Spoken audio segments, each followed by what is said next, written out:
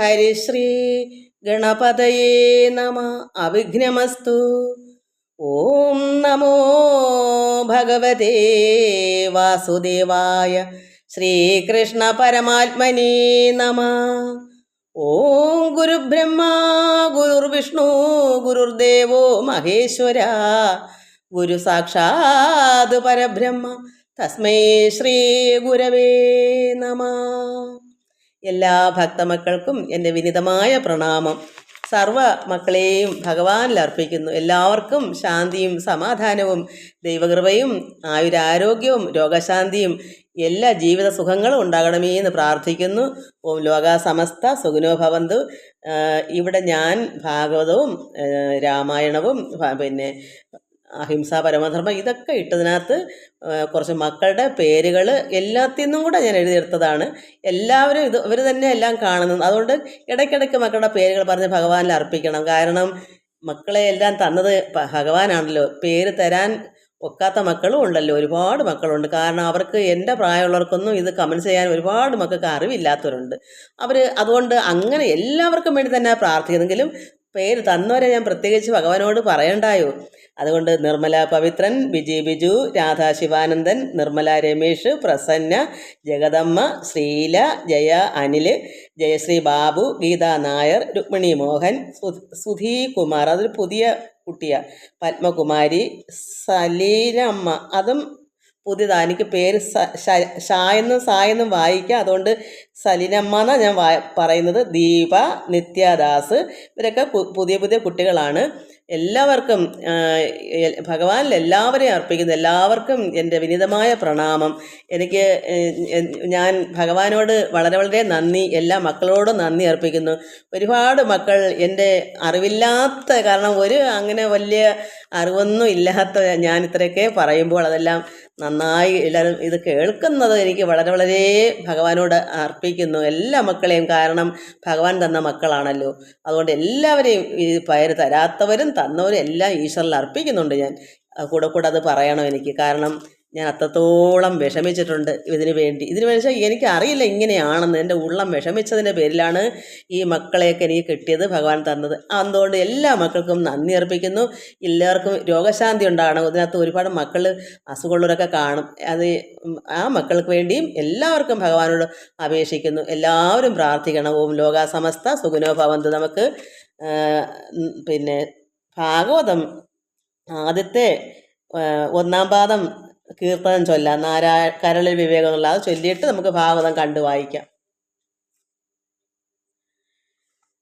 നാരായണ ജയ നാരായണ ജയ നാരായണ ജയ നാരായണ. കരളിൽ വിവേകം കൂടാതെ കണ്ടര നിമിഷം ബത കളയരുതാരും. മരണം വരൂ ഇനി എന്നു ദിനഞ്ചിഹ മരുവുക സതതം. നാരായണ ജയ നാരായണ ജയ നാരായണ ജയ നാരായണ ജയ നാരായണ.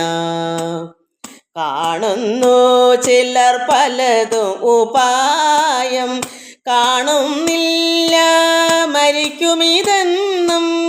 കാൺകിലും ഒരു നൂറ്റാണ്ടിനകത്തിൽ എന്നീ കാണൂ.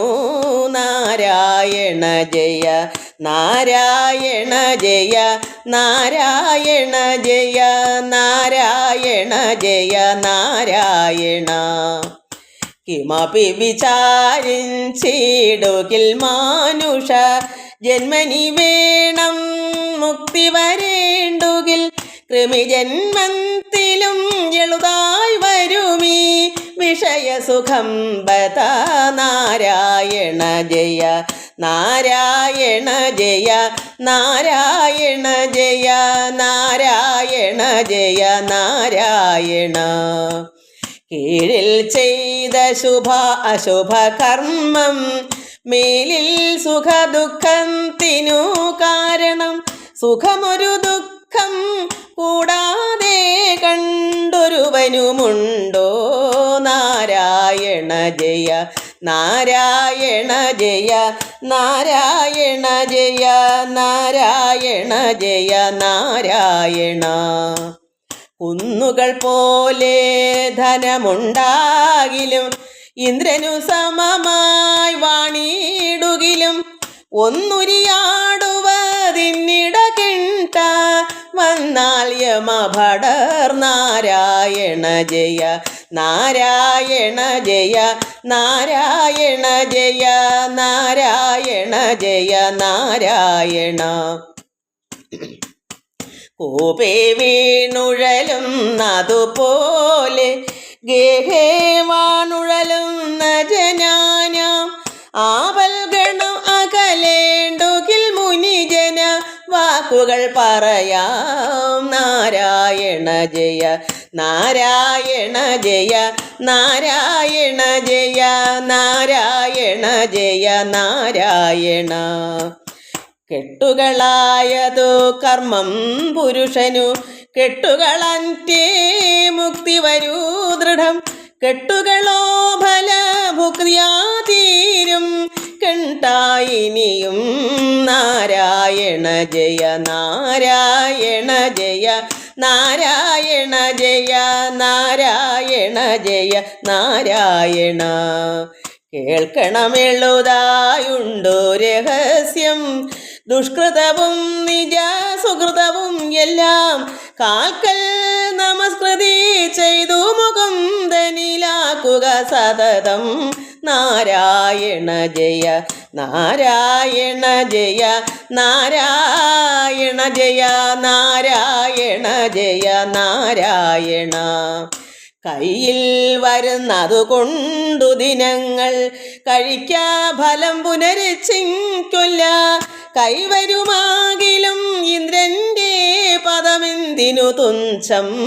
നാരായണ ജയ നാരായണ ജയ നാരായണ ജയ നാരായണ ജയ നാരായണ. കൊടിയ തപസ്സുകൾ ചെയ്തോരോ ഫലം ഇച്ഛിച്ചിടുകിൽ മുക്തി വരാ ദൃഢം.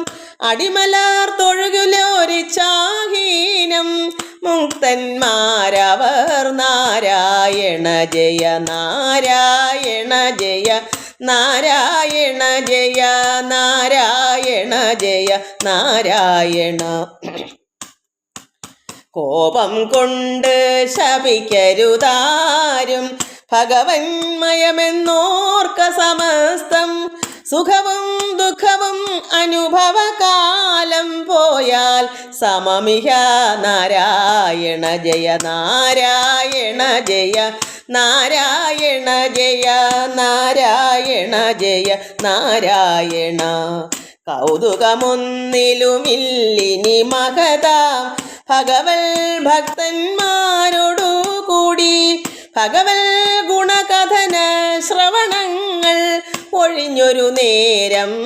നാരായണ ജയ നാരായണ ജയ നാരായണ ജയ നാരായണ ജയ നാരായണ. കരുണാകരനാം ശ്രീനാരായണൻ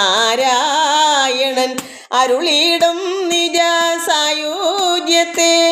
ഒരു ഫലമുണ്ടോ 10,000 ഒരു ചന്തു പിറന്നാൽ. നാരായണ ജയ നാരായണ ജയ നാരായണ ജയ നാരായണ ജയ നാരായണ. ബഹുജന്മാർജിത കർമ്മമശേഷം തിരുമുൽക്കാഴ്ച നിനക്കിഹാവച്ചേൻ. ജനിമരണങ്ങൾ എനിക്കിനി വേണ്ട പരിപാലയമാം. നാരായണ ജയ ബഹുജന്മാർജിത കർമ്മ അശേഷം തിരുമുൽക്കാഴ്ച നിനക്കിഹാവച്ചേൻ. ജനിമരണങ്ങൾ എനിക്കിനി വേണ്ട പരിപാലയമാം. നാരായണ ജയ ബഹുജന്മാർജിത കർമ്മമശേഷം തിരുമുൽക്കാഴ്ച നിനക്കിഹാവച്ചേൻ. ജനിമരണങ്ങൾ എനിക്കിനി വേണ്ട പരിപാലയ മാം. നാരായണ ജയ നാരായണ ജയ നാരായണ ജയ നാരായണ ജയ നാരായണ.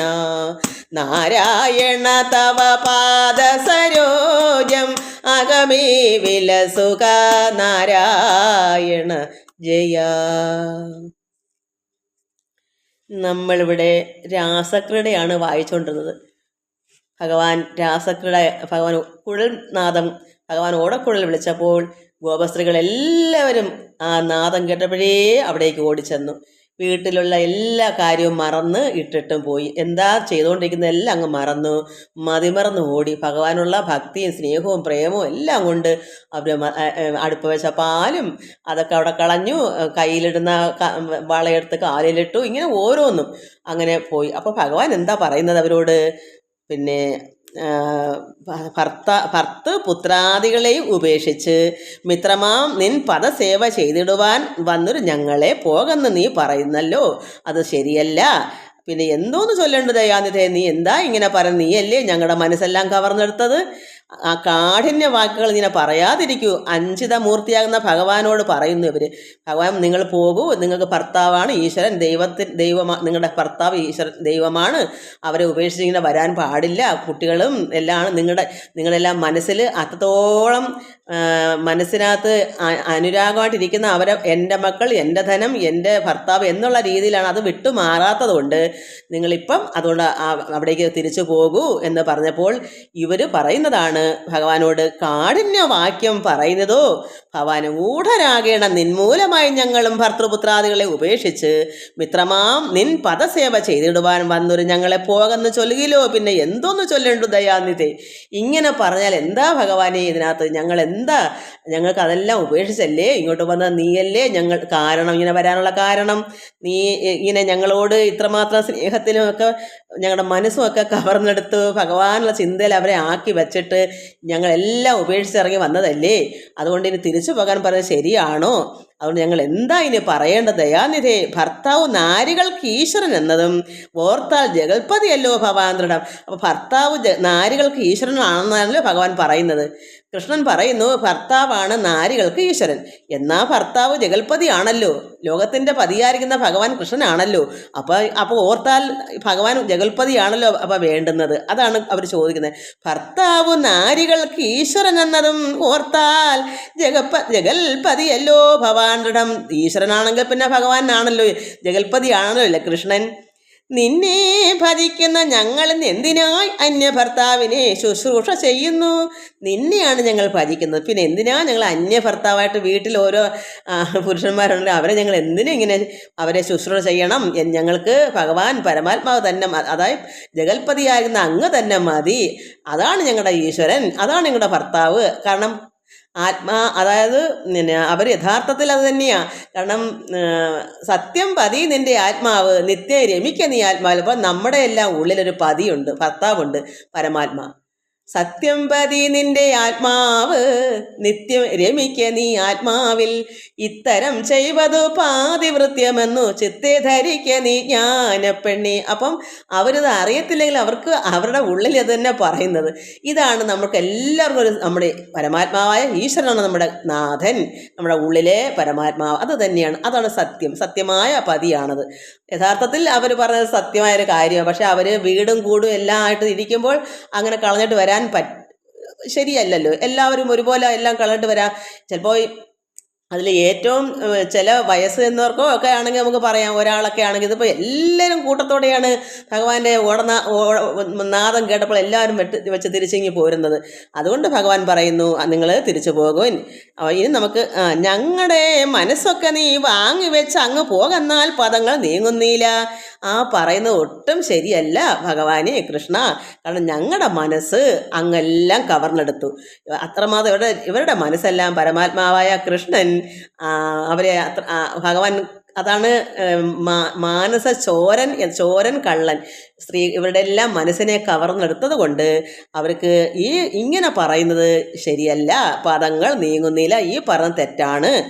മന്ദാഷഭാവാദി കൊണ്ടങ്ങൾ മാനസം തന്നെ മദനാഗ്നിയാൽ എരിക്കും ഭവാൻ. ഞങ്ങളുടെ ലജ്ജയോടുകൂടി ഈ മനസ്സ് ഈ മദനാഗ്നി കൊണ്ട് ഇപ്പോൾ അത്രമാത്രം ഞങ്ങളെ ഉള്ളം എരിയുന്നു. എന്താ കാരണം? കാമാഗ്നി, കാമവികാരമാകുന്ന അഗ്നി ഞങ്ങൾ കയറി പിടിപെട്ടു. അങ്ങനെ ഞങ്ങളുടെ ഉള്ളം കത്തി എരിയുന്നു. അതുകൊണ്ട് ഇന്ന് അത് ശാന്തി ചെയ്യായിൽ ദഹിച്ചുടൻ നിങ്ങളുടെ പാദപത്മയെ ചേർന്ന് കൊള്ളുവോർ. ഇന്നതിന് അവിടുന്ന് ഞങ്ങൾക്ക് സമാധാനം തന്നില്ല എന്നുണ്ട്. അതിന് ശാന്തി ഞങ്ങൾക്ക് തന്നില്ലെങ്കിൽ ഞങ്ങൾ ദഹിച്ച് അവിടുത്തെ പാദത്തിൽ തന്നെ ചേരും. അത്രത്തോളം അവിടെ ഉള്ളം എരിയുന്നു. അത് പ്രേമമാകുന്ന ഭക്തിയും എല്ലാം കൂടെ വന്ന് അവിടെ ഉള്ളത്തിൽ അത്ര, കാരണം എല്ലാം ത്യജിച്ചിട്ട് എല്ലാം കളഞ്ഞിട്ട് അവർ വെപ്രാളം കൊണ്ട് ഓടിയതാ, മനസ്സിലൊന്നും ചിന്തിക്കാതെ ഇറങ്ങി ഓടിയാ ചെയ്യുക. ഈ സാധാരണ അങ്ങനല്ല വേണ്ടത്. അതുകൊണ്ടാണ് ഭഗവാൻ പറയുന്നത് ഇതൊക്കെ ഒരു അടക്കവും ചിട്ടയൊക്കെ വേണം, അതിൽ കൂടി വേണം, ഗൃഹസ്ഥാശ്രമത്തിൽ കൂടി വേണം നമ്മൾ ഈശ്വരനിലേക്ക് ചെല്ലാൻ. എല്ലാം എടുത്ത് കളഞ്ഞിട്ടല്ല വരേണ്ടത്. അതാണ് ഭഗവാൻ അത് പറയുന്നത്. നമ്മൾ അത് ചിന്തിക്കണം. നമ്മൾ ഓരോരുത്തരും ചിന്തിക്കണം. നമ്മുടെ വീട്, നമ്മൾ ഗൃഹം, മക്കളും ഭർത്താവോ ഭാര്യയോ ഇതെല്ലാം കുടുംബമാണ്. ഈ കുടുംബം നിലനിർത്തിക്കൊണ്ട് വേണം പരമാത്മനെ നമ്മൾ അറിയാൻ. എല്ലാം കളഞ്ഞിട്ടല്ല പോകേണ്ടത്. ഈ കളഞ്ഞിട്ട് പോകുന്നത് പണ്ടൊക്കെ ഒരു സന്യാസിയായിട്ട് പോകുന്നത് അതിൻ്റെതായ പ്രായം കഴിയുമ്പം ഈ പുരുഷന്മാർ മുതിർന്ന ആമക്കളെ അമ്മയെ അതായത് ഭാര്യയുടെ ശുശ്രൂഷകളും എല്ലാം നോക്കാൻ മകനെ ഏൽപ്പിച്ചിട്ട് പിതാവായ ആ ഭർത്താവ്, ആ സ്ത്രീയുടെ ഭർത്താവ്, ഈ കുട്ടിയുടെ അച്ഛൻ കാനനത്തിൽ ഇത് തപസ്സിന് പോകും. അത് വേറൊരായിട്ട്. ഇവർ ചെയ്തത് തെറ്റ്. കാരണം ഭഗവാനുള്ള ആ ഒരു പ്രേമം കൊണ്ട് എല്ലാം എടുത്ത് കളഞ്ഞിട്ട് വരുന്നത് ശരിയല്ലല്ലോ. അത് ഒരിക്കലും അത് ന്യായമല്ല. ഒരു ഭർത്താവിനെ അങ്ങനെ കെട്ടാൻ പോകരുത്.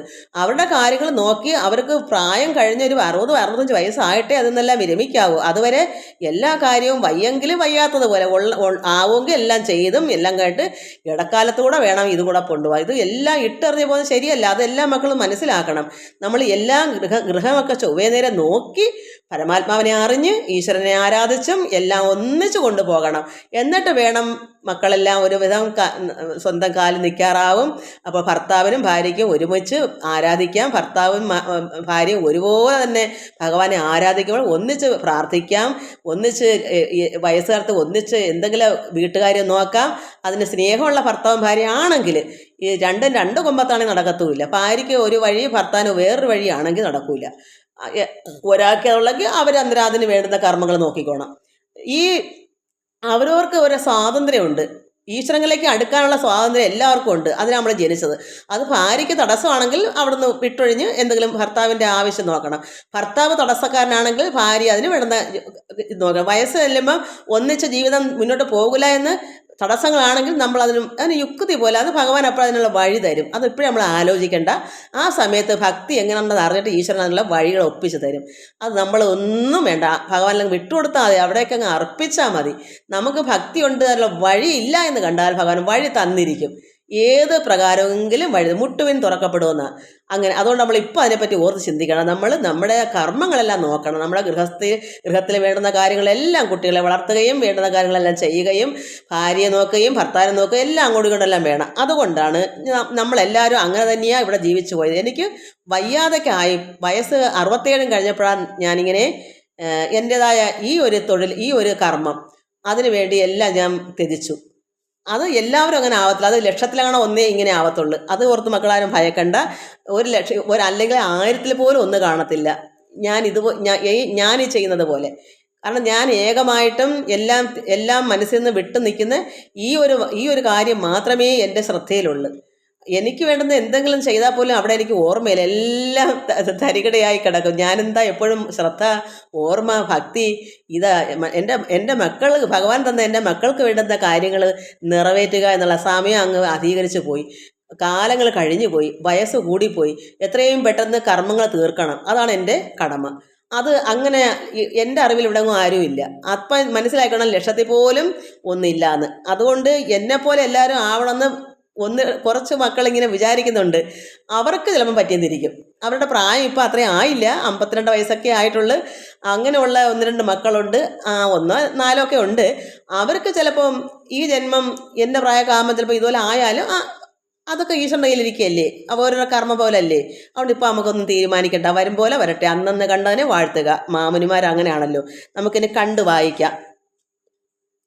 വൈശാഖ മാസമല്ലേ, ഭഗവാന്റെ കഥകൾ നന്നായി പറയുകയും ഭഗവാനെ പ്രാർത്ഥിക്കുകയും പിന്നെ ജയാനിൽ പറഞ്ഞെന്നില്ല എനിക്കിതിനെ പറ്റിയൊന്നും അറിയത്തുമില്ല, ഈ മാസം അങ്ങനത്തെ ആണെന്ന് അങ്ങനെ ഒരു ചിന്തയോ ഒരു പാഠമൊന്നും എനിക്കില്ല. ഒരുപാട് മക്കൾ എന്തൊക്കെയാ പാഠങ്ങൾ പഠിച്ച് ഇതിൽ കൂടെ പറയുമ്പോൾ ഞാൻ അത് കേട്ട് കൊതിക്കുകയോ എനിക്കിതൊന്നും അറിയത്തില്ലല്ലോ, ഒരു കാര്യവും അറിയത്തില്ല.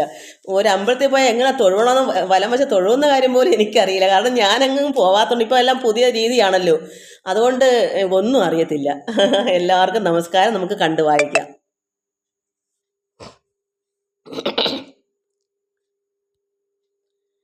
അപ്പോൾ പിന്നെ മദനാഗ്നിയാൽ, കാരണം മന്ദാക്ഷഭാവാദി കൊണ്ടെങ്കിൽ മാനസം തന്നെ മദനാഗ്നിയാൽ എരിക്കും ഭവാൻ എന്ന് അത് ശാന്തി ചെയ്യുകയിൽ അതിനെ പോവഴി ഭഗവാൻ തന്നില്ല എങ്കിൽ എന്ത് ചെയ്യും? ദഹിച്ച് ഉടൻ നിന്നുടെ പാദപത്മയെ, ഭഗവാന്റെ പാദപത്മയെ ചേർന്ന് കൊള്ളുവാൻ ഞങ്ങൾ ഇവിടെ തന്നെ നിന്ന് കത്തിയെരിയുന്നത് പോലെ ദഹിച്ചു പോകും, അങ്ങയുടെ പാദത്തിൽ തന്നെ ചേർന്ന് കൊള്ളാം. സുന്ദര നിന്നുടെ രൂപാമൃതം കാൺകിൽ തന്നീ മണികൾ കാമിക്കാതിരിക്കുമോ? ഭഗവാന്റെ സുന്ദരനാകുന്ന ഭഗവാന്റെ ഈ അമൃതമാകുന്ന ഭഗവാന്റെ ശരീരം രൂപാമൃതം കണ്ടാലോ ആരാ കാമിക്കാതിരിക്കുന്നത്? ലോകമാത മഹാലക്ഷ്മി തവ പാദം ലോകേശ കാംക്ഷിച്ചു തന്നെ വസിക്കുന്നു. മഹാലക്ഷ്മി പോലും തവ പാദം, അങ്ങയുടെ പാദം ലോകേശ കാംക്ഷിച്ച് തന്നെ വസിക്കുന്നു. ആരാ? മഹാലക്ഷ്മിയാകുന്ന ഭഗവതി. ചിന്തിതം നൽകുവാൻ പാർപ്പിനെന്നങ്ങളോട് അന്തർമുത പറഞ്ഞില്ലയോ മുന്നമേ? ചിന്തിച്ചാൽ നൽകുവാൻ പാർപ്പിനെന്ന് ഞങ്ങളോട് ഈ ഞങ്ങളോടെന്നാണ് ഇത് വരുന്നത്. അന്തർമുത പറഞ്ഞില്ലയോ മുൻപ് പറഞ്ഞിട്ടില്ലയോ? ചിന്തിച്ചാൽ ഇതൊക്കെ നിങ്ങൾക്ക് വേണ്ടതൊക്കെ പാർപ്പിൻ, നിങ്ങൾ കഴിയൂ, ഇതെല്ലാം സംഭവിച്ചിരിക്കും എന്ന് പറഞ്ഞിട്ടില്ലയോ മുന്നമേ? ചിത്തേ മറന്നു പോകാതെ ജഗൽപ്രഭോ, ഭഗവാനെ അന്ന് മുമ്പ് ഇതൊക്കെ ഞങ്ങൾക്ക് പറഞ്ഞിട്ടുള്ളതല്ലേ, അതെന്താ മറന്നു പോകുന്നത്? അങ്ങ് മറന്നു പോകുന്ന എന്താണ്? മറന്നു പോകാതിരിക്കൂ. മുമ്പൊക്കെ അവർക്ക് വാഗ്ദാനങ്ങളൊക്കെ കൊടുത്തിട്ടുണ്ട്. ഈ ജലക്രീഡ അങ്ങനെയൊക്കെയുള്ള ഓരോ ചെയ്ത സമയത്തൊക്കെ ഭഗവാനെല്ലാം ഒത്തുനിന്നല്ലോ. അതുകൊണ്ട് അവരുടെ മനസ്സിൽ ഇങ്ങനെ തന്നെ എല്ലാം ത്യജിച്ചിട്ടൊക്കെ വന്നാൽ ഭഗവാനോടൊപ്പം ചേരാ, അത് അവിടെ ഉള്ളിൽ ഇങ്ങനെ ഇരിപ്പുണ്ട്. അതുകൊണ്ട് ചിത്തേ മറന്നു പോകാതെ ജഗൽപ്രഭു നിത്യവും ഞങ്ങളെ രക്ഷിച്ചു കൊള്ളുക. നാരിമാർ ദീനവാക്യം കേട്ടു കാരുണ്യവാരിധി കൃഷ്ണൻ മൃദുസ്മിതത്തോടുടൻ ഗോപിമാർ ചൂടറ്റ് കാളന്തി തീരത്ത് ശോഭിച്ചു. ചന്ദ്രതാരങ്ങൾ അതുപോലെ കാമവശ്യങ്ങളാം ചുംബനാലിംഗനാൽ അവർ തമ്മി രമിപ്പിച്ചു കേശവൻ. അപ്പോൾ ഇവരുടെ എല്ലാം സങ്കടാവസ്ഥ കണ്ടപ്പോൾ ഭഗവാൻ എന്ത് ചെയ്തു? ഇവരുടെ ദീനവാക്യോടെ വിഷമം പിടിച്ച വാക്ക്, ഇങ്ങനെ ഞങ്ങളെ ഇന്നതിന് വേണ്ടുന്ന സമാധാനം തന്നില്ലെങ്കിൽ ഞങ്ങളിന്ന് ദഹിച്ച് ഭഗവാന്റെ പാദത്തിൽ ചേർന്ന് പോകും. അതുകൊണ്ട് ഞങ്ങൾക്ക് അതിൻ്റെ ശാന്തി ഞങ്ങൾക്ക് തന്നേ പറ്റൂ എന്ന് ഭഗവാനോടൊപ്പം എത്രമാത്രം ദീനപ്പെട്ടവർ വിഷമിച്ച് കരഞ്ഞ് പറഞ്ഞപ്പോൾ കാരുണ്യവാരിധി ഭഗവാൻ എന്ത് ചെയ്തു? ഇവിടെ എന്താ നമ്മളൊന്നും ചിന്തിക്കേണ്ട ഒരേ ഒരു കാര്യം, ലോകപിതാവായ ഈശ്വരനാണ് കൃഷ്ണൻ. നമുക്ക് വേറൊരാളെ അതിന് പകരം എടുക്കാനില്ല. അപ്പം നമ്മുടെ എന്താണ് ആവശ്യം എല്ലാം ഭഗവാൻ നേടിത്തരേണ്ട കടമയുണ്ട്. നമ്മുടെ ആവശ്യങ്ങൾ അത്ര സന്തോഷവും പ്രേമമാകുന്ന രീതിയിൽ പറഞ്ഞാൽ ഭഗവാൻ തന്നേ പറ്റൂ. ഭഗവാൻ അവിടെ ലോകത്തിൽ എല്ലാവർക്കും ഒരുപോലെയാണ്. ഇവിടെ നമുക്ക് തന്നെ ഊഹിക്കാം, നമ്മളെല്ലാം ഭഗവതി ഈ മഹാലക്ഷ്മിമാരാ. അതുപോലെ എല്ലാ പുരുഷന്മാരും ഭഗവാൻ തന്നെയാണ്. കാരണം അവിടെ നിന്നാണ് ചുവട് വന്നേക്കുന്നത്. എല്ലാം പരമാത്മാവാകുന്ന പുരുഷനും ഭഗവതിയാകുന്ന പ്രകൃതിയും, ഇത് എല്ലാ ഗൃഹത്തിലും ഭർത്താവും ഭാര്യയും ഇതാണ്. അപ്പോൾ അങ്ങനൊരു ഭർത്താവിനൊരു ഭാര്യയും ഇവിടെ തന്നേക്കുന്നത് എവിടെ നിന്ന് വന്നു? ചുവട് എവിടെയാ? ആ കാരണത്തിൽ നിന്നാണ്, ആ പരമാത്മ നിന്നാണ്. അപ്പോൾ ഇവിടെ നമ്മളും അതിലൊരു ഭഗവതി തന്നെയാണ്, ഒരു മഹാലക്ഷ്മി തന്നെയാണ്. എനിക്ക് ഭഗവാനെ വേണമെന്ന് ഞാൻ പറഞ്ഞാൽ ഞാനൊരു മഹാലക്ഷ്മിയായിട്ട് അത്ര പ്രേമത്തോടുകൂടി ഒരു ലക്ഷ്മി തന്നെയായിരിക്കണം. നിർമ്മലമായ ഹൃദയമാണ് ഈ ഗോപികമാർക്ക്. അങ്ങനെ പറയുമ്പോൾ ഭഗവാൻ ഒത്തു നിന്നേ പറ്റൂ. ഭഗവാൻ ആരോട് സംഘമില്ല. പക്ഷേ നമുക്ക് എന്താ, ഭഗവാനെ എനിക്ക് വിശക്കുന്നു, ഭഗവാൻ ആഹാരം നമുക്ക് തരണം, എനിക്ക് എൻ്റെ ഇന്ദ്രിയങ്ങൾക്ക് എന്തൊക്കെയാണ് ആവശ്യങ്ങൾ അതെല്ലാം തന്നേ പറ്റൂ. അതിൻ്റെ കടപ്പാട് ഭഗവാൻ ഉണ്ട് എന്ന് കരുതി ഇത് ലോകത്തിലെ ഈ ജീവിതത്തിൽ ഈ പ്രപഞ്ചത്തിലുള്ള പുരുഷന്മാരത് കണ്ട് ഒന്നും പറയാൻ പാടില്ല, സ്ത്രീകളും പറയാൻ പാടില്ല. നമ്മളെല്ലാവരും എല്ലാ സ്ത്രീകളും ആ മഹാലക്ഷ്മി തന്നെയാണ്, ഭഗവാന്റെ ഭാര്യമാരാണ്. അതുപോലെ തന്നെ എല്ലാ പുരുഷന്മാരും ഈ മഹാലക്ഷ്മിയുടെ ഭർത്താക്കന്മാരാണ്. അങ്ങ് ചിന്തിക്കുക എല്ലാത്തിലും എല്ലാം പരമാത്മാവ് തന്നെയാണ്. പിന്നെ അതിനെന്താ അജ്ഞാനം? ഈ സ്ത്രീകൾ ഇങ്ങനെ ഭഗവാനെ കാമമായിട്ട് എന്താ മണവാളനായിട്ട് കരുതുന്നതിന് എന്ത് കുഴപ്പം? അവിടെ നിന്നല്ലേ ഈ പുരുഷന്മാരെല്ലാം അവിടെ വന്നേക്കുന്നേ? എല്ലാവരും ഭാര്യ ഭർത്താക്കന്മാർ എങ്ങനെ ഉണ്ടായി? അവിടെ നിന്നല്ലേ ചുവട്. അപ്പോൾ ഇതിനെന്താ കുഴപ്പം? ഭഗവാൻ എല്ലായിടും നമുക്കെല്ലാം ആ അംശം വീതിച്ച് തന്നേക്കോ ലോകം മൊത്തവും. ഓരോ പുരുഷന്മാരെയും ഓരോ സ്ത്രീകളെയും വീതിച്ച് ഭഗവതിയായിരിക്കുന്ന മഹാലക്ഷ്മിയുടെ ഒരു വീതം നമ്മളെല്ലാവരിലും സ്ത്രീകളിലുണ്ട്. അതുപോലെ പുരുഷന്മാരിൽ ഭഗവാന്റെ വീതമുണ്ട്, അംശമുണ്ട്. അപ്പം ഇത് അവിടെ ഒന്നിനും നാണക്കേടോ മാനക്കേടോ ഒന്നുമില്ല. അവർ നന്നായി യഥാർത്ഥം തന്നെയാണ് ചോദിച്ചത്. ഭഗവാൻ അവർക്ക് വേണം, ഭഗവാൻ നിന്നേ പറ്റൂ. അതുകൊണ്ട് നാരിമാർ ദീനവാക്യം കേട്ട് കാരുണ്യവാരിധി കൃഷ്ണൻ മൃതസ്മിതത്തോടുടൻ ഗോപിമാർ ചൂഴറ്റ് കാളന്തി തീരത്ത് ശോഭിച്ച് ചന്ദ്രതാരങ്ങൾ. അതുപോലെ ഇവരെല്ലാം കാളന്തി തീരത്ത് ചന്ദ്രനും നക്ഷത്രങ്ങൾ പോലെ അങ്ങ് ശോഭിച്ച് ഈ കുട്ടികൾ. കാമവശ്യങ്ങളാം ചുംബനാലിംഗനാൽ ആമവർ തമ്മി രമിപ്പിച്ചു കേശവൻ. അവരുടെ ആവശ്യം ഭഗവാൻ നടത്തിക്കൊടുത്തു. ആലിംഗനത്തിലും ചുംബനത്തിലും കാമവശങ്ങളാകുന്ന എന്താണ് അവർക്ക് ആവശ്യങ്ങൾ? അവർ അങ്ങനെ അവരെ തമ്മെ എല്ലാവരെയും രമിപ്പിച്ചു കൃഷ്ണൻ കേശവൻ. അപ്പോൾ എന്താ അതിന്? ഭഗവാന്റെ ഉള്ളത്തിലറിയാം ഭഗവാൻ ലോകപിതാവാണ്, ലോകനാഥനാണ്, സർവരുടെയും സർവ്വ എണ്ണത്തിൻ്റെയും എന്താ പറയുക മണവാളനാണ്. അത് ഈശ്വരൻ അങ്ങനെയാണ്. അപ്പോൾ പിന്നെ ഈ സ്ത്രീകൾ യഥാർത്ഥത്തിൽ അവരുടെ ഉള്ളത്തിൽ പരമാത്മാവാണെന്ന് അറിയില്ല. അവിടെ കൂടെ തന്നെ വളരുന്ന ഒരു കൃഷ്ണൻ ഇപ്പം ഒരുപാട് കാര്യങ്ങളെല്ലാം ഭഗവാൻ ഓരോന്ന് അവിടെ നേടുന്നു, കാര്യങ്ങളെല്ലാം അത്ഭുതങ്ങൾ കാണിക്കുന്നു. അപ്പോൾ കൂടുതൽ ഭഗവാന്റെ മഹിമ അനുസരിച്ച് അവരങ്ങ് സ്നേഹിക്കുന്നു. അതുകൊണ്ടാണ് ഭഗവാൻ പറയുന്നത്, ഇപ്പോൾ നിങ്ങൾ പോകൂ, നിങ്ങളെല്ലാ വീടുകൾ അന്വേഷിക്കൂ, അവിടെ ചെന്ന് എല്ലാവരെയും തള്ളിക്കളഞ്ഞൂടാ. ഇതൊക്കെ ഭഗവാൻ അതിൻ്റെ നന്മ മാർഗ ഭഗവാൻ പറഞ്ഞാലും അവരുടെ ആഗ്രഹം നേടിക്കൊടുത്തില്ലേ അവരെന്ത് ചെയ്യും? മദനാഗ്നിയാൽ എരിഞ്ഞ് ചാമ്പലായി പോകത്തില്ലേ? അത് ഓർത്തിട്ട് ഭഗവാൻ കാരുണ്യശാലി. ഭഗവാൻ എന്ത് ചെയ്തു? അവരെ കാമവശങ്ങൾ കൊണ്ട് ചുംബനാലിംഗനാൽ അവർ തമ്മി അവരെ രമിപ്പിച്ചു. ഭഗവാൻ അവരുടെ ആവശ്യം നിറവേറ്റി കൊടുക്കുന്നു. അത് ഭഗവാന്റെ കടമയാണ്. കാമം പക്ഷെ ഭഗവാൻ അങ്ങനെ സംഘമില്ല. പ്രവൃത്തികളിങ്ങനെ ഭഗവാന്റെ ശരീരം കൊണ്ട് ചെയ്യുന്നല്ലാണ്ട് ഒന്നിലും ഭഗവാൻ സംഘമില്ല. കാമം ലഭിച്ചോരു നേരം മതം കൊണ്ട് കാമുകൻ കൃഷ്ണങ്ങൾക്ക് വശനെന്ന്. ഈ കാമം ലഭിച്ച് അവരുടെ ആഗ്രഹം നിറവേറി ചുംബനവും ആലിംഗനവും അങ്ങനെ അവർ നന്നായി ഭഗവാനായിട്ട് രമിച്ചപ്പോൾ മതം വന്നു, അഹങ്കാരം വന്നു. അവർക്ക് എന്താ അഹങ്കാരം വന്ന സ്ത്രീകൾക്ക്? കാമുകൻ കൃഷ്ണൻ ഞങ്ങൾക്ക് ഈ സ്ത്രീകൾക്ക് വശനെന്ന് മാനിച്ചിരിക്കുന്ന നേരം അവരങ്ങോട്ട് പിന്നെ അവർക്ക് എന്താ, ഭഗവാൻ ഞങ്ങൾക്ക് വശനായി, നമ്മൾ പറഞ്ഞ കേട്ടല്ലോ, നമുക്ക് ഈശ്വരൻ അല്ല കൃഷ്ണൻ നമുക്ക് വശനായി. നമ്മൾ നന്നായിട്ട് മാനത്തിൽ അങ്ങനെ ഇരുന്ന് ഇച്ചിരി അഹങ്കാരം വന്നാൽ നമ്മുടെ സ്നേഹവും ഭക്തിയും എല്ലാം കണ്ടപ്പോൾ നമ്മുടെ സൗന്ദര്യം കണ്ടും ഭഗവാൻ അങ്ങ് വശനായി, അടിമപ്പെട്ട് എന്നൊരു തോന്നൽ വന്ന്. അടിമപ്പെട്ടെന്ന തോന്നൽ വന്നപ്പം ഭഗവാൻ എന്ത് ചെയ്തു? വശനെന്ന് മാനിച്ചിരിക്കുന്ന നേരത്ത് ഭഗവാൻ അനാമയൻ. ഭഗവാൻ എന്ത് ചെയ്തു? മായയാ മെല്ലെ മറഞ്ഞു തതു നേരം ഭഗവാൻ പതുക്കെ അങ്ങ് കാണാതെ മറഞ്ഞു, അപ്രത്യക്ഷമായി. കാരണം ഇതാണ് ഇന്ന് ലോകത്ത് കുഴപ്പം. നന്മ എന്തെങ്കിലും കിട്ടിയാൽ ഉടനെ അഹങ്കരിക്കും. സ്ത്രീകളായാലും പുരുഷനായാലും അവർക്ക് എങ്ങനെ നിലനിന്ന് പോകും? അപ്പോൾ ഭഗവാൻ എന്ത് ചെയ്യും? അവരുടെ അഹങ്കാരം മാറ്റിയല്ലേ പറ്റൂ. അതാണ് ഇന്ന് ഇവരുടെ എന്താ പറയുക, ഇന്ദ്രിയങ്ങളെ അടക്കാത്തവർക്ക് ഇതൊക്കെ സംഭവിക്കുന്നത്. ഇന്ദ്രിയങ്ങളെ അടക്കി പരമാത്മ ലയിക്കുന്നവർക്ക് ഈ അഹങ്കാരം വരത്തില്ല. എത്രത്തോളം ഭഗവാൻ പ്രത്യക്ഷമായി വേണ്ടുന്നതെല്ലാം കൂടെ ചെയ്താൽ നമ്മൾ ഒന്നും കൂടെ താഴെ വന്ന് ഭഗവാനിലങ്ങ് അഭയം ഭഗവാന്റെ പാദപീഠത്തിൽ കിടന്നിങ്ങനെ ഭഗവാനേ എന്നുള്ള ചിന്തയിൽ നമ്മളിങ്ങനെ കഴിഞ്ഞുകൂടി വിനയത്തോടു കൂടി ഇരിക്കും. പക്ഷേ ഇവർ ഇതൊന്നും ഇന്ദ്രിയങ്ങളെ നിഗ്രഹിച്ചാലല്ല, തപസ്സിൽ കൂടി വന്നതല്ല. അതുകൊണ്ട് അവർ അവിടെ അല്പാഹങ്കാരം വന്ന്. ഇതാണ് ലോകത്തിൻ്റെ കുഴപ്പം. എല്ലാം നമ്മൾ മനസ്സിലാക്കി പാഠം വന്ന് തപസ്സിൽ കൂടി എല്ലാ ഇന്ദ്രിയങ്ങളെ അടക്കി മനസ്സിനെയും വധിച്ച് കഴിയുമെങ്കിൽ മാത്രമേ ഭഗവാൻ അപ്പോൾ എത്രത്തോളം നമ്മളെ കൂടെ നിന്നാലും നമുക്ക് അഹങ്കാരം വർദ്ധിക്കത്തില്ല.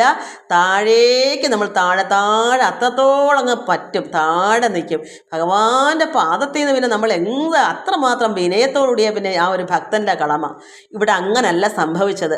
അവരുടെ ഇഷ്ടം സാധിച്ചപ്പോൾ അവർക്ക് അഹങ്കാരം വശനാണെന്ന് കണ്ടപ്പോൾ ഭഗവാൻ ഇവർക്ക് വശനായി എന്ന് കണ്ടപ്പോൾ മാനിച്ചങ്ങനെ ഇരുന്നപ്പോൾ ഭഗവാൻ അനാമയൻ മായയാ മെല്ലെ മറഞ്ഞത് നേരം. പെട്ടെന്ന് ഭഗവാൻ അപ്രത്യക്ഷമായി, പതുക്കെ അങ്ങ് മറഞ്ഞ്.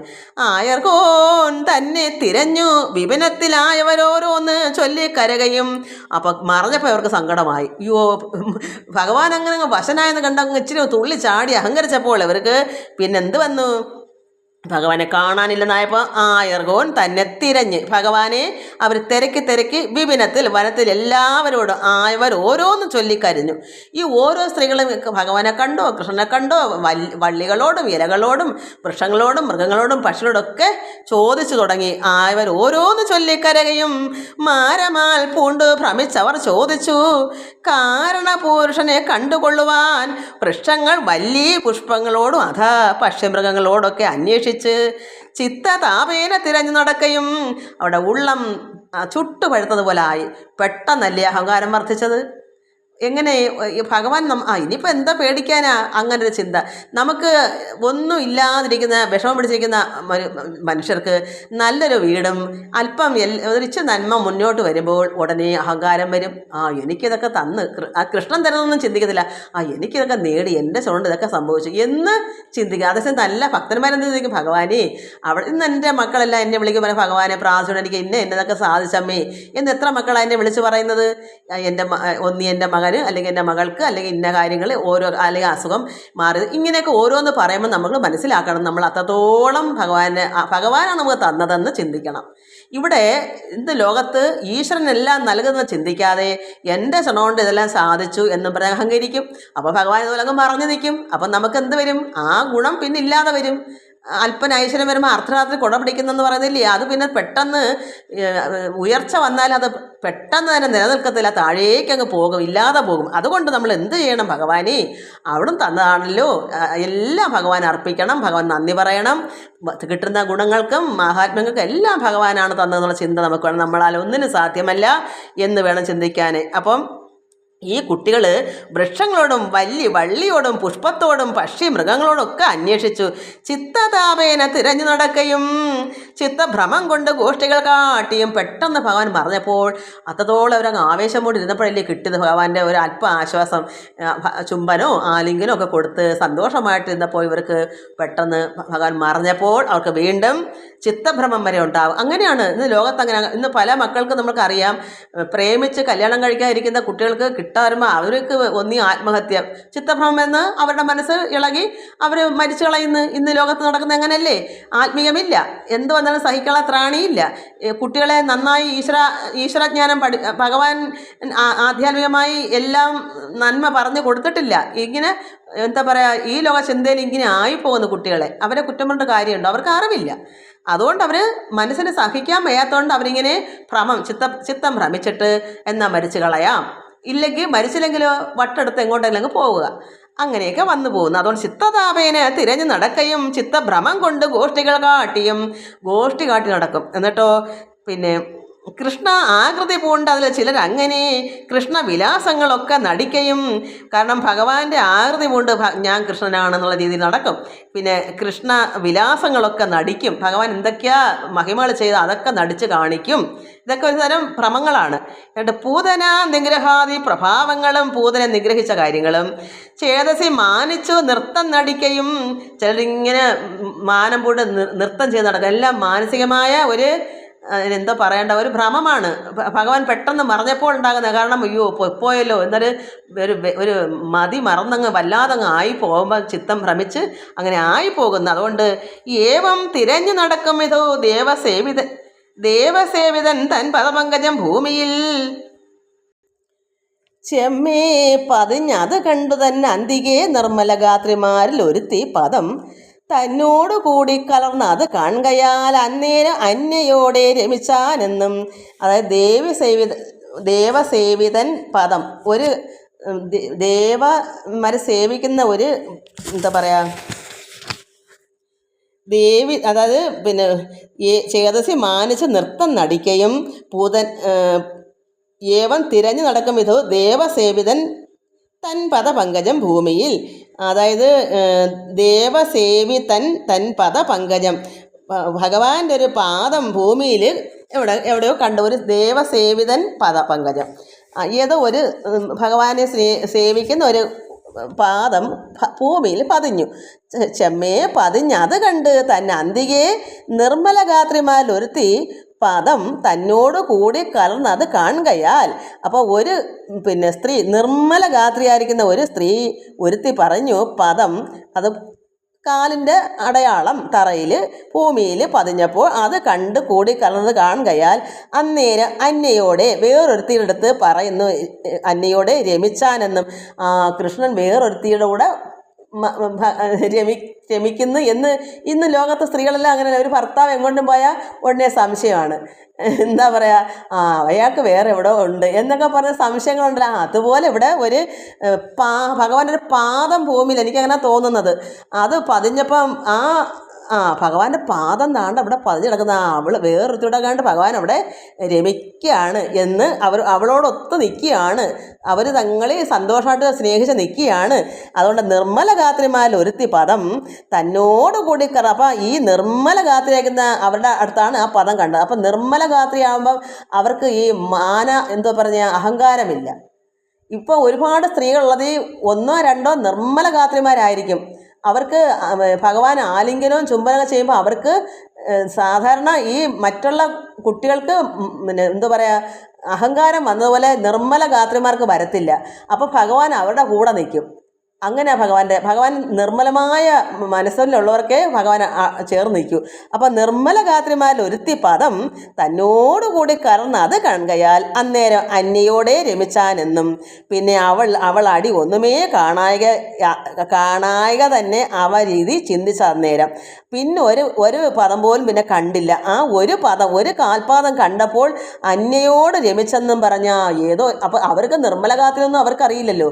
ഈ സ്ത്രീകൾക്ക് ആർക്കാണ് നിർമ്മല ഗാത്രം ഉണ്ടതെന്നും ഈ സ്ത്രീകൾക്കൊന്നും അറിയില്ല. ഭഗവാൻ അറിയാം ഏതൊരു സ്ത്രീക്കാണ് നിർമ്മല ഗാത്രം. അപ്പം ഇതിൽ പറഞ്ഞതാരാ? ഇതിൽ ശുഗമഹാമുനിയുടെ അഭിപ്രായം പറയാം ഈ പരീക്ഷത്തിനോട്. ഈ സ്ത്രീകൾക്ക് നിർമ്മല ഗാത്രിയ ആരാണെന്നും അങ്ങനെയൊന്നും അവർക്കറിയില്ല. അവർ നോക്കുമ്പോൾ എല്ലാം എന്നെപ്പോലെ തന്നെ എല്ലാവരും ചിന്തിക്കത്തുള്ളൂ. അവരവരുടെ രീതിയാണല്ലോ അവർ വെച്ച് പുലർത്തുന്നത്. മറ്റുള്ളവരുടെ ഉള്ള അറിയാൻ ആർക്കും സാധിക്കത്തില്ലല്ലോ. അതുകൊണ്ട് നിർമ്മല ഗാത്രിമാരിൽ ഒരുത്തി പദം തന്നോടുകൂടി കലർന്നത് കാണുകയാൽ അന്നേരം അന്യയോടെ രമിച്ചാൽ ഭഗവാൻ കണ്ടോ നമ്മളെ കളഞ്ഞിട്ട് ഇന്നാളെ കൂടെ പോയി അവരെ കൂടെ നിൽക്കുന്നു, അവർക്ക് ഭഗവാൻ കൂടെ ഉണ്ട് എന്നിങ്ങനെ പറയും. അങ്ങനെ രമിച്ചാനൊന്നും പിന്നെ അവൾ അടി ഒന്നുമേ പിന്നെ ഒരടി പോലും പിന്നെ കണ്ടില്ല. ഒരു പാദമേ കണ്ടുള്ളൂ. പിന്നെ അവൾ അടി ഒന്നുമേ, കാരണം ഭഗവാന്റെ പാദം പിന്നെ ഒന്നുമേ കാണായിക തന്നെ അവരീതി ചിന്തിച്ച് പിന്നെ ഒരു പാദം പോലും കണ്ടില്ല. അപ്പോൾ വീണ്ടും ചിന്തിക്കുന്നു. എന്താ ചിന്തിച്ചതന്നേരം? മാധവൻ കാമിനി തൻ വശനായവൻ ആധീനയാം അവളെ വഹിച്ചു നടന്നിടാൻ എന്ന് പറഞ്ഞ അതി ദുഃഖേന. അപ്പോൾ ഈ ഒരു പദം കണ്ടപ്പോൾ ഭഗവാൻ ആ സ്ത്രീയെയും കൊണ്ട് കാമിനി തൻ വശനായി ആ ഒരു സ്ത്രീയെ ഭഗവാൻ കാമിച്ചു. അവൾക്ക് വശനായിട്ട് ആധിനയ അവളെ വഹിച്ചു നടന്നിടാൻ അവളെയും കൊണ്ട് പോയി എന്ന് ഇവിടെ മറ്റുള്ളവരങ്ങ് പറഞ്ഞു. എന്തെല്ലാം കാണണം. ഇന്ന് ഇവിടെയൊക്കെ നടക്കുന്നത് അതാണ്. ഈ അന്നേ ഉള്ള ഗോപസ്ത്രയുടെ ഒരു കുഴപ്പം അന്നേ ഉള്ളതായത്. അപ്പോൾ ഇത് നന്നായി മനസ്സിലാക്കിയില്ല. ഇത് വായിച്ചു പോയാൽ ഒരു രക്ഷയില്ല. കാരണം നമ്മൾ പ്രത്യേകം ഓരോ വാക്കിൻ്റെ അർത്ഥം മനസ്സിലാക്കിയില്ലെങ്കിൽ അപ്പം ഇവിടെ പിടികിട്ടി പിന്നെ ഒരു ചുവട് കണ്ടില്ല. അപ്പോഴെന്ത് ഈ കാമിനിയും കൊണ്ട് അവർ വഹിച്ചെന്ന് വെച്ചാൽ ഭഗവാൻ എടുത്തുകൊണ്ടങ്ങ് പോയി ആ കാമിനിയെ, ഒരു സ്ത്രീയെ. അങ്ങനെ അവർക്ക് ചിന്തിച്ചു. കാരണം ഭഗവാന്റെ പിന്നെ ഒരു പാദം പോലാണ് നടന്നു പോകണമെങ്കിൽ വീണ്ടും പാദം അവിടെ ഭൂമിയിൽ പതിയത്തില്ലയോ. അപ്പോൾ ആ സ്ത്രീയുടെ ഒരു പദം പിന്നെ അവിടെ കാണുന്നില്ല. കാണഞ്ഞപ്പം ഭഗവാൻ ആ കാമിനിയും കൊണ്ടങ്ങ് പോയി. മാധവൻ കാമിനി തൻ വശനായ അവൻ ആധീനയാം അവളെ വഹിച്ചു നടന്നിടാനെന്ന് പറഞ്ഞ അതി ദുഃഖേന ആ സ്ത്രീയെ കൊണ്ട് ഭഗവാൻ വഹിച്ചോണ്ടങ്ങ് പോയി. അത്രയ്ക്ക് ഇഷ്ടമാവളെ. അതുകൊണ്ട് ഭഗവാൻ അങ്ങനെ പൊക്കോയി. അതാ ഇവിടെ ഇല്ലാത്തത്. അങ്ങനെ ദുഃഖം പൂണ്ട് മറ്റുള്ള എല്ലാം. അപ്പോൾ അവൾക്ക് ഭാഗ്യമായി, അവളെയും കൊണ്ടങ്ങ് പോയി കൃഷ്ണൻ. അവളെയും കാണുന്നില്ല, ഭഗവാനെയും കാണുന്നില്ല. ഒരു പാദം മാത്രം അവിടെ കണ്ട് പിന്നെ എങ്ങോട്ട് പോയി? ഭഗവാൻ എടുത്തോണ്ടങ്ങ് പോയി, വഹിച്ചോണ്ടങ്ങ് പോയി. അങ്ങനെ ഇവർക്ക് ദുഃഖമായി. ദുഃഖേന തേടി നടക്കുമെതോ രാധയെ കണ്ടു. ഇങ്ങനെ ഇവർ ദുഃഖം പൂണ്ട് ഭഗവാനും ഒരു കാമിനിയും കൂടെ അങ്ങ് പോയി. അങ്ങനെ ദുഃഖിച്ച് ഇനി നമുക്കിനി കൃഷ്ണൻ ഇല്ലല്ലോ എന്ന് ദുഃഖിച്ചിരുന്നപ്പോൾ കാണാൻ രാധയെ കണ്ടു. ഏത് രാധ? രാധാകൃഷ്ണ രാധയെ കണ്ടു ചൊല്ലിനാൾ. അപ്പോൾ രാധയോട് ചോദിച്ചു, രാധ സഖികളോട്. അപ്പോൾ രാധയെ കണ്ടു ചോദിച്ചു, കൃഷ്ണനെ കണ്ടോ എന്ന്. രാധയെ നീ കണ്ടോ എന്ന് ചോദിച്ചപ്പോൾ സഖികളോട് തിരിച്ചു പറയുന്നു, എന്നെയും മല്ല വിലോചൻ കൈവിടിഞ്ഞിടിനാൻ. അപ്പോൾ രാധ പറഞ്ഞു, എനിക്കും ഇല്ല, എന്നെയും കൈവിട്ട് കളഞ്ഞു എന്ന് രാധ പറഞ്ഞു. അപ്പം ഈ സ്ത്രീകൾ ദുഃഖം മൂടി രാധയെ കണ്ടപ്പോൾ രാധയെ നീ കണ്ടോ കണ്ണനെ? ഇല്ല, എന്നെയും പിന്നെ തള്ളിക്കളഞ്ഞു. എന്നെയും വേണ്ട, എന്നെ ഇല്ലാതെ എൻ്റെ കയ്യിൽ നിന്നും പോയി, എനിക്കും ഇല്ല, കൈ വെടിഞ്ഞിട്ട് ഞാനെന്ന് ഈ സഖികളോട് പറഞ്ഞു. നിങ്ങളെല്ലാവരിലും നല്ലത് ഞാനെന്നത് അഹംഭാവം നടിച്ചു. എന്താ എൻ്റെ നിന്ന് പോകാൻ കാരണം? നിങ്ങളെല്ലാവരിലേക്കാളും നല്ലത് ഞാനാണെന്ന് രാധ ഇത് ഇവരെ പറ്റിക്കാനും പറയും. രാധ നല്ല സ്ത്രീയല്ലേ, അതുകൊണ്ട് എനിക്കാണ് നിങ്ങളെക്കാളും സുന്ദരത്വം, അങ്ങനെ ഞാൻ ചിന്തിച്ചു പോയി. കാരണം നിങ്ങളിൽ എല്ലാവരിലും നല്ലത് ഞാനെന്നത് അഹംഭാവം നടിച്ചു. മുകുന്ദനോട് എന്നെ നടപ്പാൻ വശമല്ല എന്നത് കേട്ട് അതിൻ്റെ ആരംഭമായിട്ട് നിന്ന മുകുന്ദനെ കണ്ടില്ല. ഞാൻ അങ്ങും ഇങ്ങനെ തിരഞ്ഞു കണ്ടേനിഹ നിങ്ങളെ. അപ്പോൾ എന്താ രാധയ്ക്കും കൈവിട്ട് പോയത്? ഭഗവാൻ എനിക്ക് എല്ലാവരും സുന്ദരി ഞാനാണ്, അതുകൊണ്ട് എന്നെ എടുത്തുകൊണ്ട് നടക്കുമെന്ന് പറഞ്ഞെന്ന് ഭഗവാനോട്. അപ്പോൾ ഭഗവാൻ അതെന്ത് ചെയ്തു? അപ്പോൾ അതൊരു അഹംഭാവം അല്ലയോ? സ്ത്രീകളെ എടുത്തുകൊണ്ട് നടക്കണമെന്നൊക്കെ പറയുകയും മറ്റുള്ളവരെ ഭഗവാൻ എല്ലാവരും തുല്യമല്ലേ, മറ്റുള്ളവരെക്കാളും സുന്ദരിയാണ് ഞാൻ, എന്നെ നീ എടുത്തുകൊണ്ട് നടക്കടാ എന്നൊക്കെ തങ്ങളിൽ പറയും. കൃഷ്ണ നീ എന്നെ എടുത്തുകൊണ്ട് നടക്കുക. അപ്പോൾ അഹങ്കാരം വന്നപ്പോൾ ഭഗവാൻ എന്ത് ചെയ്ത്? അങ്ങ് മറയും, അവിടെ നിന്ന് മാറി. അതുകൊണ്ട് എന്നെയും ഇങ്ങനെ തള്ളിക്കളഞ്ഞു. ഞാനിങ്ങനെ അഹംഭാവം നടിച്ചു പറഞ്ഞു, എന്നെ എടുത്തുകൊണ്ട് നടക്കുക, ഞാൻ എല്ലാവരിലും സുന്ദരിയല്ലയോ, അതുകൊണ്ട് എന്നെ എടുക്കുക, നടപ്പാൻ എനിക്ക് ശക്തിയിൽ വശമല്ല, എനിക്ക് നടക്കാൻ പറ്റില്ല, അതുകൊണ്ട് എന്നെ നീ എടുത്തുകൊണ്ട് പോകുമെന്ന് കൃഷ്ണനോട് പറഞ്ഞു. അത് കേട്ടതിന് ആരംഭമായിട്ട് തുടങ്ങിയപ്പോൾ തന്നെ, അങ്ങനെ പറഞ്ഞപ്പോൾ തന്നെ ഭഗവാൻ എന്ത് ചെയ്തു? അങ്ങനെ നിന്ന മുകുന്ദനെ കണ്ടില്ല. പെട്ടെന്ന് തന്നെ രാധ പറഞ്ഞു, അങ്ങനെ നിന്ന് എന്നെ എടുത്തുകൊണ്ട് നടക്കാൻ പറയുമ്പോൾ തന്നെ കൃഷ്ണൻ ഞാൻ കണ്ടില്ല, എവിടെ പോയെന്ന് അങ്ങും ഇങ്ങും തിരഞ്ഞ് കണ്ടേൻ ഇഹ നിങ്ങളെ. ഞാൻ അങ്ങനെ ഇവിടെ എല്ലാം തിരഞ്ഞ് നോക്കി വന്നപ്പോൾ നിങ്ങളെ കാണുന്നത്, ഈ പെണ്ണുങ്ങളെ, ഈ മറ്റ് സഹികളെ ഞാൻ കണ്ടത്. ഞാൻ കൃഷ്ണനെ തിരഞ്ഞ് നടക്കുമായിരുന്നു. എനിക്ക് നടക്കാൻ വശമല്ല, എന്നെ എടുത്തുകൊണ്ട് പോകൂ എന്ന് പറഞ്ഞ് അഹംഭാവം കൊണ്ട് പറഞ്ഞതുകൊണ്ട് കൃഷ്ണൻ എന്നിടയ്ക്കൊന്നും പോയി. ഞാനങ്ങനെ എവിടെയാണ് തിരഞ്ഞ് വന്നപ്പോഴാണ് നിങ്ങളെ കണ്ടുകിട്ടിയത്. ഇങ്ങനെ ഇത്രയാണ് നമുക്കിന്ന് പഠിക്കുക. കാരണം സമയം ഒരുപാട് പോയി. ഇത് മനസ്സിലാക്കാൻ ഒത്തിരി പാടാണ്. എനിക്കും മനസ്സിലറിയില്ല, ഞാനെന്ന് ആദ്യമായിട്ടാണ് ഇത് മനസ്സിലാക്കുന്നത്. കാരണം നമുക്ക് ചിന്തിച്ചെടുക്കാൻ, അല്ലെങ്കിൽ ഇത് എപ്പോഴും വായിച്ച ശീലം വേണം. ഞാനങ്ങനെ വായിക്കാറില്ല മക്കളെ. ഇതിപ്പോൾ എത്രയോ നാളുകൂടിയാണ് നമ്മൾ കഴിഞ്ഞ പ്രാവശ്യം എന്തോ ഇത് വായിച്ചിട്ടൊന്നും എനിക്കറിയില്ല. ഓരോ ദിവസം വായിക്കും, ഓരോ പ്രാവശ്യം നമുക്ക് ഓരോന്ന് മനസ്സിലാവും. അതുപോലെ ഇപ്പോൾ ഒത്തിരി കൂടെ മനസ്സിലാകുന്നു, അത്രയേ ഉള്ളൂ. നമുക്കിനി അടുത്ത ആണ്ടിൽ അല്ലെങ്കിൽ ഇത് എപ്പോഴും വായിക്കണം, അപ്പോൾ നമുക്കത് മനസ്സിലിരിക്കും. കഴിഞ്ഞ വർഷം വായിച്ച മനസ്സിൽ നിങ്ങൾ പോകുമല്ലോ. എല്ലാം അങ്ങനെയാണ്. പാഠമാക്കണേ നമ്മളിതിങ്ങനെ പാരായണം ചെയ്തുകൊണ്ടിരുന്ന് മനസ്സിലാക്കണം. അത് അർത്ഥം ഇത് പറഞ്ഞു തരുന്നതുകൊണ്ടല്ലേ ഞാനതിപ്പോൾ ശ്രദ്ധിച്ചത്. എല്ലാവർക്കും നമസ്കാരമുണ്ട്. ഭഗവാന്റെ വൈശാഖ മാസമായിട്ട് എല്ലാവരും ഭക്തിപൂർവ്വം പ്രാർത്ഥിക്കുക, നാമങ്ങൾ ചൊല്ലുക, കേൾക്കുക. എല്ലാവർക്കും നമസ്കാരം. ഹരി ഓം ഹരി ഓം ഹരി ഓം.